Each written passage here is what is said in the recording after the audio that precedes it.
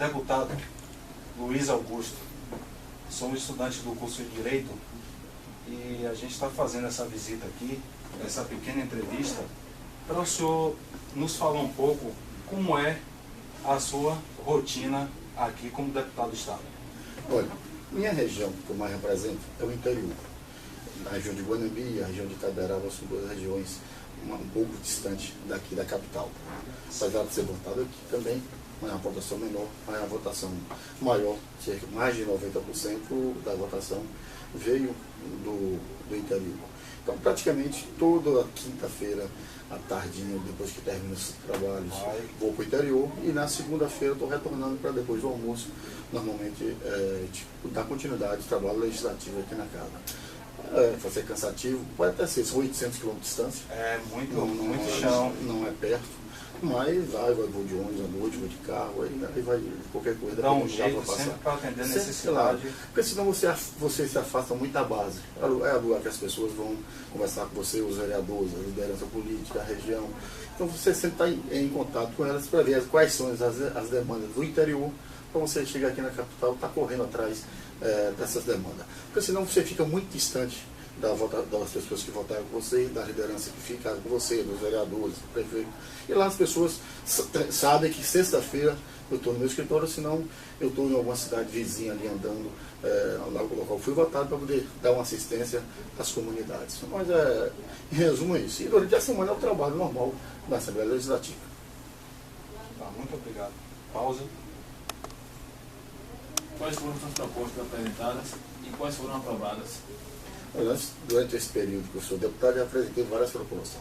Desde a parte de licitações, nas leis que vêm, da parte, principalmente quando se afeta o homem do campo, a gente está sempre colocando propostas, sempre melhorando as propostas, visando o homem do campo, o pequeno agricultor, o pequeno comerciante, tanto faz quando se fez discussão até de impostos, de ICM e tal, a gente que vive lá no interior, a gente pega essas leis, tenta adequar a realidade do interior, tenta adequar uma realidade que o pequeno produtor, o pequeno comerciante possa pagar, para não ficar o Estado apenas cobrando de cima para baixo.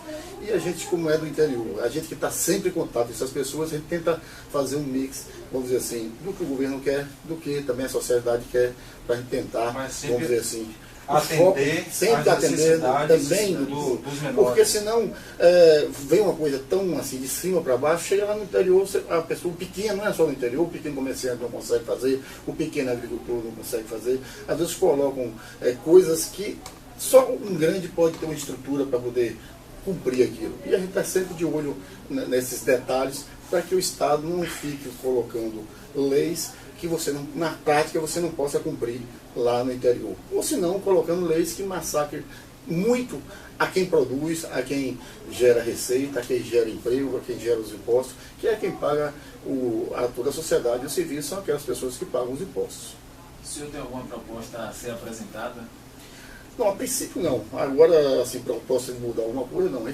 O que a gente tem feito agora, o Estado, a gente está sabendo que está numa condição, vamos dizer assim, muito ruim. A economia do Brasil tem diminuído, inclusive na Bahia, esses 3 primeiros meses, quando se apresentou aqui a conta, houve uma redução no ICMS, na arrecadação do Estado, e isso é preocupante, porque você tem uma inflação em torno de 6%, e se nos 3 primeiros meses você já tem uma queda de arrecadação, isso significa que vai impactar muito grande na folha de pagamento e vai impactar também nos serviços prestados.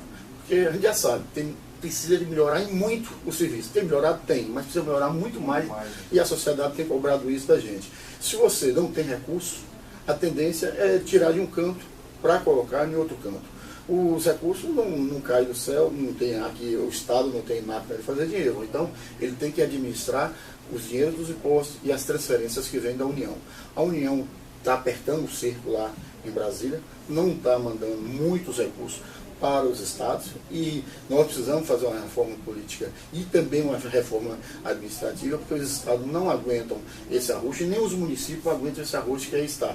A União está ficando com quase 60% dos recursos dos impostos arrecadados, o Estado fica com um pouco mais de 20%, 20 e pouco por cento, e os municípios por cerca de 18%. Essa conta de divisão está ruim demais. As pessoas moram no município, não é na União. A União faz parte, mas, ou seja, os municípios estão sobrecarregados de obrigações que não conseguem cumprir, porque não tem recurso. O Estado também está acontecendo a mesma coisa no Estado, e só fica a União com a maioria dos recursos, botando onde ele quer, sem ter a obrigação, vamos dizer assim, direta de atendimento, às vezes, com a população de baixa renda, a população mais carente. Então, a gente está precisando fazer essa reforma, não só a reforma política, mas também uma reforma administrativa, uma reforma que saiba distribuir os impostos da mesma maneira que quando foi feito na Constituição de 88. Porque quando fez a Constituição, nós fizemos uma divisão, nós, assim, os políticos fizeram uma divisão na época, de que a União ficava com uma parte, não era essa quantidade toda, era em torno de 30 e poucos por cento, não chegava nem 40%, o município ficava com mais de 20% e o Estado também com cerca de 30%. O que aconteceu é que se criaram naquela época contribuições. É um imposto que vai chamar de contribuição. Só que nem o município e nem o Estado fica com esse dinheiro que é arrecadado. Então a grande parte dos recursos hoje, o que são? São contribuições. O governo federal cria uma contribuição que não é contribuição. Contribuição é se você desce querendo dar o dinheiro. Isso não é uma contribuição, é um imposto. Acaba esses impostos, passa 20 anos, 30 anos direto, estão sendo cobrados, então não é contribuição, são impostos. Esses recursos ficam diretamente só com a União e não são repassados nem ao Estado nem ao município. Quando o governo federal quer fazer uma gracinha com o consumidor, tirando o imposto, por exemplo, da geladeira, do fogão, isso reflete diretamente no município e no Estado. Vai faltar recurso para vai faltar, ou seja, ele pega, em vez de tirar das contribuições, não, ele tira dos recursos que vão para o Estado e vão para o Estado e para o município. Então, é uma divisão que não pode continuar acontecendo, porque a gente está ficando, os municípios estão ficando cada vez mais pobres. Você está vendo os prefeitos no interior não tendo condições de fazer praticamente nada. Ou seja, hoje você chega num prefeito do interior, precisa de PSF, são esses postos de saúde, precisa, mas ninguém quer mais hoje. Por quê? Porque ele não tem como botar para funcionar o PSF. Tem um município que não tem um SAMU, que é vamos dizer assim, aquelas ambulâncias que vão ser de atendimento rápido, que é uma coisa excelente, uma coisa boa, criada, mas o município não quer mais. Por quê?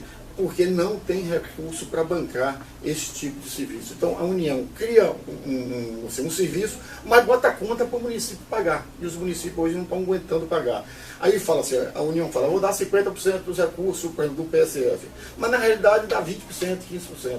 O Estado diz que tem que repassar 10%, 15%. O Estado não tem dinheiro para passar, também não repassa o serviço. Mas fica defasado e o município é que fica na obrigação de executar. Então a gente está precisando fazer essa reforma para que haja mais assim, uma divisão correta nos recursos para que o dinheiro chegue realmente a quem mais precisa, que é as pessoas mais carentes lá na ponta, lá nos municípios.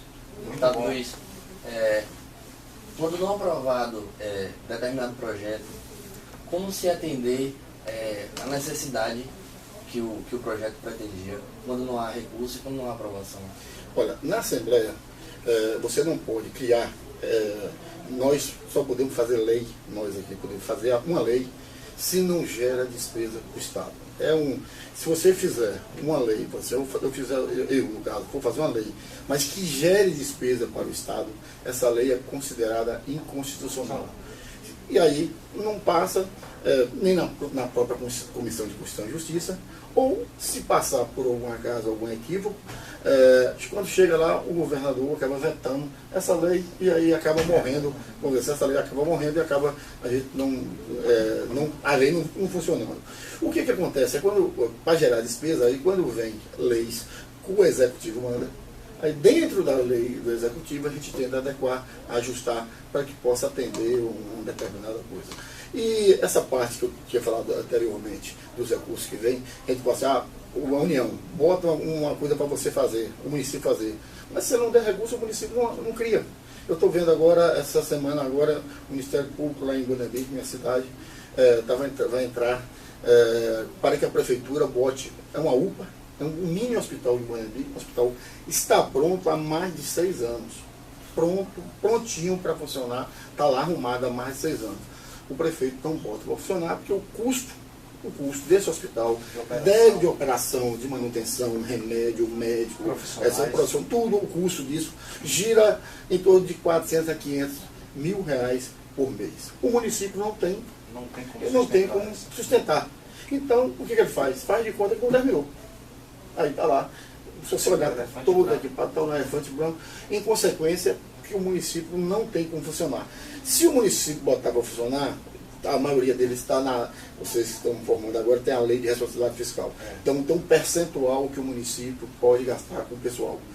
Praticamente todos os municípios já estão, ou naquele tem um limite prudencial, que quando você chega nesse limite, você tem que reduzir. O próprio Tribunal de Contas diz, ó, se você chegou nesse limite, você tem que demitir, tem que fazer alguma coisa para assim, diminuir esse índice pessoal. Se ele já está naquele limite, ele não vai contratar, o prefeito não vai contratar, porque sabe que a prestação de conta dele vai ser rejeitada pelo Tribunal de Contas dos municípios, porque aqui é outra lei que diz que se você passar do determinado limite, a sua conta é rejeitada. Então, para ele não ter a conta rejeitada, ele vai na conta lá e não faz.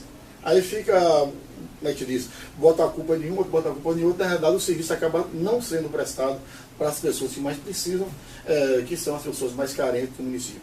Esse hospital, um mini hospital que é a UPA em Guanambi, podia muito desafogar um hospital regional que tem e podia ajudar muito. Mas a gente está vendo isso, fala para o Estado botar, fala para a União botar um pouco de recurso, ninguém quer colocar o recurso. Entre outras cidades do interior do Estado. Citei apenas uma, só para você ter uma noção como é que é tão complexo, vamos dizer assim, essa parte de administrar o município. Agora mesmo vai ter aumento de professores, que aumentou, vai ter que aumentar, o governo federal repassou os recursos, mas tem muito município que está preocupado aí que não sabe como é que vai fazer. Por quê? É obrigado o município gastar pelo menos 60% dos valores que vêm para a educação com folha de pagamento dos professores. Bom, aí, o que acontece? Se a sua receita durante o ano não sobe e você dá um aumento de 6, 8, 10% que a maioria dos municípios tem dado no interior, porque você vai criar um aumento da despesa de pessoal. Se você criar aumento de despesa, você vai impactar naquele limite. Na hora do repasse não tem verba. Não tem verba e também ultrapassa o limite máximo que você pode gastar no bojo geral, que é 60% também, que é 50% com o pessoal. Então, essas 54%. Então, essas contas não batem. Você aumenta uma que é o mínimo, mas a outra tem que acompanhar, é matemática. Então essas coisas às vezes acabam não batendo. Vai dar uma desarmonia. Vai dar uma desarmonia entre uma coisa e outra. Então você manda você cumprir de um jeito, mas se você cumprir de um jeito, vai descumprir de outro. É verdade. É uma matemática que você tem que fazer, não é fácil fazer. Então, a gente fala que os prefeitos hoje estão administrando problema. A maioria deles estão administrando problema no interior. E não é fácil. Tomara que a gente consiga fazer essa reforma, tanto administrativa como uma reforma política. Deputado, quais são os auxílios, bolsas e verbas que o senhor tem direito? Nós, deputados, não temos direito já tivemos direito de indicar no passado. Hoje não tem, que o Ministério Público falou que a Assembleia não era a função da Assembleia distribuir bolsa de estudo. Então hoje os deputados não têm direito a indicar uma bolsa de estudo para um aluno carente. Então, isso acabou. Foi extinguido. E aí se colocou que teria o FIES, que antigamente tinha. O governo aí cortou o FIES, as pessoas não estão conseguindo. Isso deu um problema. Isso está dando um problema sério, não só para os estudantes, como a longo prazo vai dar um problema para as faculdades. Então é uma coisa que tem que sentar. Eu acho que o governo tem que achar um meio termo para colocar uma coisa a longo prazo.